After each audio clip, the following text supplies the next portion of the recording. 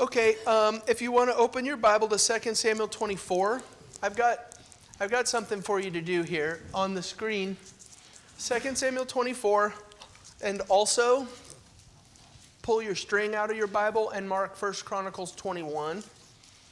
We'll flip back and forth, and you can be ready to go with those.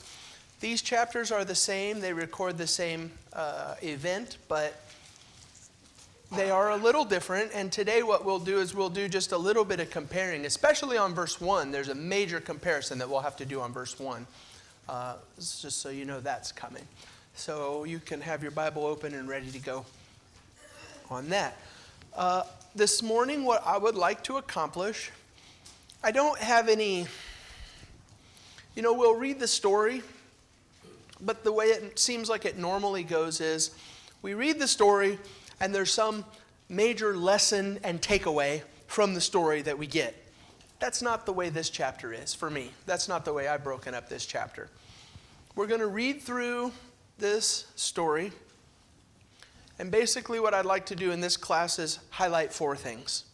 Let's just talk about 4 points. These are the 4 questions and the 4 conversation points that I think we walk away with. So, I need a reader, first of all, and I'll take it easy on you. There's some crazy names and places in here. And so if you will skip, whoever reads, if you'll read 2 Samuel 24 verses 1 through 4, and then just skip down to the end of that story and read verses 9 and 10, David says, hey, let's have a census. And verses 5, 6, 7, and 8 is, and they went here and they counted, and they went here and they counted, and they went here and they counted. And unless you just want to read all those names, you can do that if you'd like, but you can skip the names and the places and just jump down to 9 and 10. So who's going to read that for us, please? Okay. So David says to Joab, go do a census. Joab says as nicely as he can, I hope that there are so many people in your kingdom and you get to see it, but why? Why are we doing this thing? And David says, no, we're going to do it. And he does it anyway. And we're going to read as the story moves forward that this was not a good thing. David actually suffers punishment from God for having done this thing.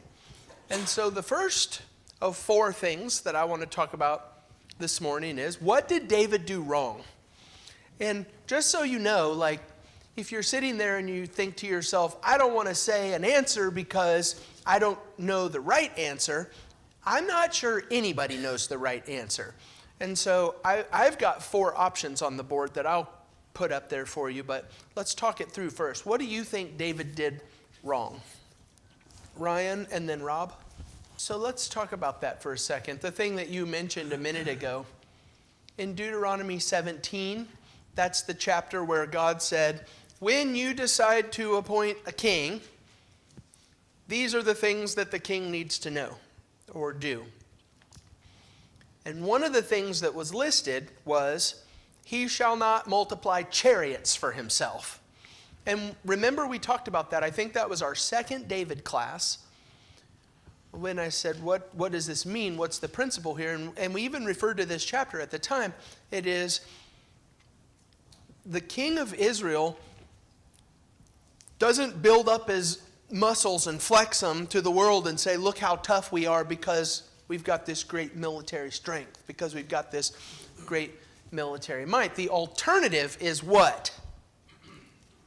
Rely on God. The alternative is we have a God who fights for us, and this is the David and Goliath story. This is what David did when he was younger, which I think is something we should probably pay attention to. When David was younger, he stood before Goliath and he said, you come to me with a sword, but I come to you in the name of the living God. And remember that story was, I don't want your armor, I don't want your sword, I have God, and God will fight for us. And so maybe option number 1, on the board I think it's option number 3 in just a minute. Maybe the first option is, David says, go take a census because what he wants to do is measure his strength. I want to know how powerful we are by worldly standards. How strong is our army? And that would be a violation. God says, no, you should not do that. So that might be number one. Rob, did you have something different? No, that's the same one. The exact same thing? Okay. What else? That's our second major point. As soon as we're through with this conversation, I'm going to put those two verses up on the board, and we'll talk about, Calvin, what's going on? I'll give you some time, and maybe someone can figure it out before we get there. I've only got a couple options for you. We'll get there, though. But maybe that's it. Like, God is angry with Israel about something, and we don't know. And this is his way of accomplishing what he wants to accomplish. So the takeaway would be God's divine sovereignty. He's in control of all things and controls whatever he wants, however he wants, because he's God. What else? Options? I got a couple for you here. I'll throw them all up at the same time.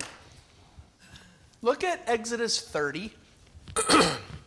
The first one is the historical Jewish perspective, which I'm not surprised it's the Jewish perspective because it specifically has reference to an Old Testament passage. Can someone read that for us, please? Exodus 30 and verses 11 through 16. This is the law when you take a census, at least in this first situation. When you count Israel, this is what you're supposed to do. Would somebody read that? So when you count the people of Israel, every person, you pay a half shekel for every person, no matter what, rich and poor, half shekel for every person. And so here's an example. This is what Josephus says about this. Now King David was desirous to know how many 10,000s there were of the people, but he forgot the commands of Moses, who told them beforehand that if the multitude were numbered, they should pay half a shekel to God for every head. And so the Jewish perspective is, David took a census, but he didn't pay the price. The text does not say that, but that's at least one option that has been suggested throughout history. Well, it is interesting that references a plague. If you don't do that, a plague will come, and that's what happens. Yeah, and that's probably the connection that Jewish people have made. I mean, the old law said this about a census and a plague, and here we have a census and a plague, and so, yeah, that's at least an option. I thought it would be at least worth mentioning because I never even considered it. I mean, I'm not totally immersed in the Old Testament law, and so these things just normally pass over me unless I read about them somewhere. Number two is just a sense of pride. Look at 24 in verse 2. So the king said to Joab, the commander of the army who was with him, go through all the tribes of Israel from Dan to Beersheba and number the people, that I may know the number of the people. That's really the only thing that the text tells us about this situation. And you can see other examples through the Bible, like I always think of Nebuchadnezzar in Daniel chapter 4, who was walking on the roof of his house and surveyed Babylon and said, look at this mighty Babylon the Great that I have built with my own hands. And, you can imagine a situation where somebody would feel some pride about that. Look at what I have accomplished. And God humbled Nebuchadnezzar in that situation. The same thing is true of the rich fool, the parable of the rich fool. I have built all of these barns to store up my goods for myself that I have collected for myself through all these years. And God says, you're going to be humbled. You didn't do any of it. This is what... And so there's this great sense throughout the Bible of, number one, pride is not okay. Maybe that's David's problem. Count the people and let's see how cool we are. Let's see how tough we are. Let's see what a great group of people we are. And what I was going to say is, and this is not always true, but what often happens throughout the scriptures is God says, when you get to thinking that, God likes to remind us that we're not as awesome as we think we are. The great will be brought low. So that's a second one, option. Any comments on that? There's all kinds of things about why. I mean, does Joab have a spark of goodness in him? Because I've not been kind to Joab throughout this study, but does he at least respect the law of God to some extent? Or is this related to some military purpose and Joab is like, hey, we've been fighting for a long time now, let's not go out and look for more? I don't know what the thing, but it is interesting that it's Joab. Scott? What do I have? Deuteronomy 7 and verse 7. This is the original. We read this whenever we were talking about this, but I think this would be the passage that goes with that. It was not because you were more in number than any other people that the Lord set his love on you and chose you, for you were the fewest of all peoples, but it's because the Lord loves you and is keeping his oath. And so, God is for us. If God is for us, who can be against us, sort of thing. That's number 3. We already talked about number 3. And then number 4 is something comparable to in Exodus 17, the people complained that they didn't have any water, and God told Moses to strike the rock, and water came out. And then in Numbers 20, the people of Israel didn't have any water, and God told Moses to speak to the rock, and Moses became frustrated and struck the rock twice, and God says, you're not going into the promised land because you didn't treat me as holy before Israel. And so we would look at a story like that and we would say, listening to what God says and doing it exactly is important. And so I think you could make a case that what's going on in this chapter is David did the census and nowhere is there any record of God telling him to do it. Maybe this is an act of, I want to do this thing, and God says, what are you doing? Nobody told you to do that. I didn't tell you to do that. Those are 4 options. I lean towards number 3. I think this military census, especially that it involves Joab, probably has to do with how strong are we? I don't have a definite answer for you, but here's what I would like to do. Assuming that any one of these is the answer, what might we take away from them? Because you could look at any one of these points and you could say, oh, here's a practical thing that I need to learn from this, and we would be better for it. So what are some practical things that you might learn from any of these examples or options, any of these options? Linda, do you have one? No? Mark? Yeah, which I think would really go for number 4. It would fit in that conversation really good because we spent an entire class and David inquired of the Lord. And remember, that's the difference between David and Saul. After the Spirit of God comes on David and the Spirit of God leaves Saul, the great difference is he has this connection with God and we don't really see God in this decision-making process that David has. So yeah. And this is the spot where I'll put this in. But how many times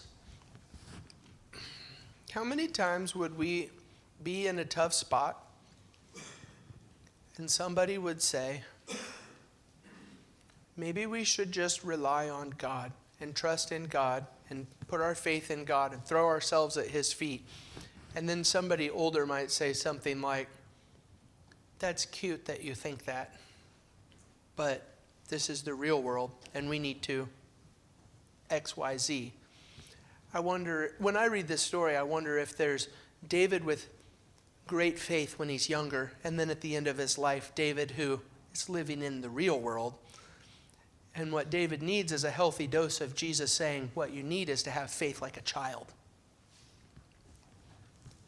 Anyway, Scott, and then Eric. That's my big takeaway from this whole thing. I'm really glad that you all seem to be as interested in this conversation as I was. I worked through it all week long, like, what's going on here and what do I learn from it? You're talking about it, and that's exciting and fun. Last thing, and then we'll push forward. I got to go over there to do it. Yeah. Okay, that'll be our last point. We'll hit that more in detail. Next, you can still talk about this if you want as we move forward, but I do want to push forward. Here's the two passages side by side. You can flip in your Bible. I would, unless you're just going to remember this for the rest of your life, I would make sure to write this in the margin of your Bible so that when you're in 2 Samuel 24, you can remember, oh yeah, hey, this is one of the, I got to remember 1 Chronicles 21 and verse 1. And even write the text, whatever you need to do. That's only me. Do what you need to do. But also, if you have a New American Standard Version, there's something else worth noticing about this text. This is the ESV. Again, the anger of the Lord was kindled against Israel, and he incited David against them, saying, go number Israel and Judah. The New American Standard Version says, the anger of the Lord was kindled, and it incited David. And both are grammatically acceptable. But the New American Standard Version is saying, what incited David to do this thing was God's anger. I think that's what you were pointing to earlier. God is clearly mad at Israel about something. Versus the ESV, which says, God incited this thing. And there's all kinds of, which one is it? And I don't think it really matters. If it's God inciting it or God's anger inciting it, it's still God inciting it. And so, you can focus on the anger if you would like, but still it's God who is the inciter. There's something about that word incite that we need to pay attention to. Hold on one second. 1 Chronicles 21 and verse 1, then Satan stood against Israel and incited David to number Israel. So this is an interesting conversation because one verse says God incited or God's anger incited, and one passage says Satan incited, and we got to know what to do with that. So Maria and then Scott. We're going to go there in just a minute. If you would like to open up to Job 1, we're going to read from there. Next, I want to hear your comments, but also I'll say this. You said, it reminds me of Job where Satan accused him. This is something we should all know. Do you know the Hebrew word Satan means the accuser? And so maybe that's, how can we fit that into this conversation, our understanding of that? Rob? Oh man, that's the second time you've been robbed today. Robbed. Any others? Job 1. Job 1, I'm especially interested in the word incited here.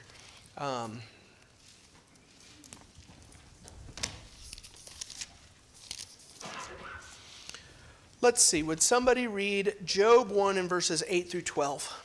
Okay, so I think in those verses you see those two passages. You see God.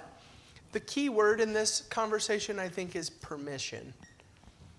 God incites David. Satan incites David. How do you put them together? God in Job, God even instigated the situation in Job. But God gave the devil permission to do the thing that he did. And so in that situation, you could say God did it, Satan did it. Just depends on what the motivation in your words are when you say them. You got to have some understanding. Job chapter 2 and verses 1 through 3. The reason why I'm here is because the word incited is the same Hebrew word used in both 2 Samuel 24 and 1 Chronicles 21. Same incite. Now, not everybody's Bible will have incited. I think you might have to help me out with this, but I rolled through my translations and some people have something different, but I'll point it out to you. 2:1. Again, there was a day when the sons of God came to present themselves before the Lord, and Satan also came among them to present himself before the Lord. And the Lord said to Satan, from where have you come? And Satan answered the Lord and said, from going to and fro on the earth and from walking up and down on it. And the Lord said to Satan, have you considered my servant Job, that there is none like him on earth, blameless and an upright man who fears God and turns away from evil? He still holds fast his integrity, although you incited me against him to destroy him without reason. That's an interesting passage because God says to the devil, you devil incited me, God, against Job.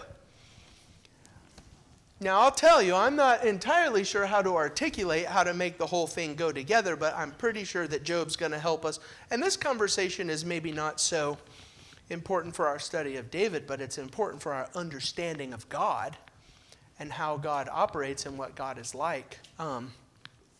What do you think? Any comments on that?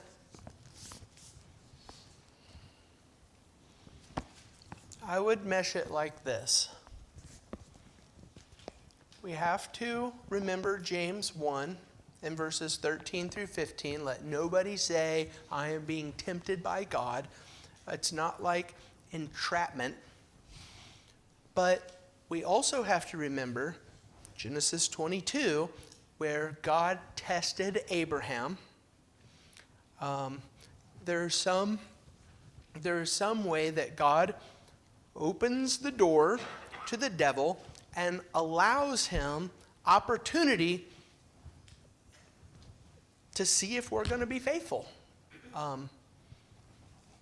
Maybe that has something to do. Calvin, you said, what's going on here? Maybe that's something that's going on here. You know, maybe God, I don't know who did something wrong. Did David do something wrong? Did Israel do something wrong? God opened the door to the devil and said, let's expose this and get it corrected. And it's God who's in control of the whole bus, but Satan is the means of exposing the problem. That's God inciting David to say it, right? Is that what it says? 2 Samuel 24 and verse 1, just to read the sentence carefully. The anger of the Lord was kindled against Israel, and he, God, incited David against them. God incited David against Israel, saying, go number Israel and Judah. So it's like God said it to David against Israel to do the thing. God's in control. God's driving the bus. How about that? That's got to be my takeaway from this. God is in control of the situation. And whatever happens is going to be because it's what God intends to happen. That's the thing that I'm leaving this with, is an overwhelming awareness of the sovereignty of God, and to stop panicking every time something goes sideways in the world, and to remember He's driving the bus. Even in a situation that we would say, what's going on? God is in control. Hold on, we got Ryan, Dave, Adam. You know what I always think of in that story, or this conversation, is Matthew 4, where the Spirit of God led Jesus into the wilderness to be tempted by the devil. God is in control. Devil is the bad guy. That's where most of my commentaries go. This is the problem with us. We demand an answer from God, and He just hasn't given it to us. So that's probably a huge cause of why we're talking about it and don't have a bunch of the answers. Adam? I was just going to critique this. Yes. Right on. That's awesome. Yes. That fits really good into this. Scott and then Rob. Oh, wait. Rob first. Well, to Adam's point, you are. That would be Hebrews chapter 12, that talks about the discipline that comes from God for our own good. I think you could use that here. So here's the thing. We're going to run out of time. I am just really surprised. I've got 4 main points from this text, and we're not even doing justice to 2. I didn't expect that to happen this morning, but I'm grateful. It's a fun conversation. But here's what I want to leave with. So what? So what am I going to, how is this going to practically have anything to do with my life tomorrow? Knowing something about God is always important. I think it's never a waste of time to try and understand God better. But, sometimes, we just got to say it. Let me take the spoon and put it in your mouth for you. What is the thing that this knowledge of God is going to do in my life? Does anybody want to take a shot at that before I give you my about learning how to act stop. The next time, I think this should be true of every situation, but the next time you're confronted with the fork in the road, you stop, take a breath. We look at these two verses and you say, which way does God want me to go, and which way does the devil intend for me to go? Like, who's in control of this situation? I think that would be a great practical takeaway, to be mindful of the fact that God is in control of the whole thing and allows permission to Satan to instigate, to incite, but to also be conscious and aware that the devil is out there, needle, needle, needle, like, go this way, go this way, go this, and it's my job to say, no, I'm going this way. That would be, I think that would be a practical takeaway that makes this class worthwhile. If we're able to do it, it's hard, but if we're able to do it, to be mindful and to act accordingly, I think that would be worthwhile. Maybe I can just show you these real quick. No, well, time's up. So the next one, well, actually read what happened. God said, because you have done this thing, I'm going to give you 3 choices. 3 years of punishment, 3 months of punishment, 3 days of punishment. And that's interesting by itself. But what I'm really interested in is David's thought process on how he chooses which punishment he's going to take. And so we'll talk about that. And then lastly, just a concept. This is what Eric was pointing us to. I'll just go ahead and do the spoiler alert. Here is God punishing Israel. The angel is between heaven and earth with his hand in the air. Sound familiar? At the exact same place, Mount Moriah, where Isaac sacrificed, Abraham was going to sacrifice Isaac. This is the location where the temple would be built. So think about the idea of sacrifice and atonement and what's going on here and this whole thing. We'll talk about that next time. All right. Thank you for the conversation this morning. I'm curious to see. You can come in. I'm done here. I edited our last class. And I've been trying to roughly, I don't get crazy about this, but I try and edit out the comments to make the class more listenable. And after comments last time, the class was only 28 minutes. I'm curious what this one's going to be. Probably shorter.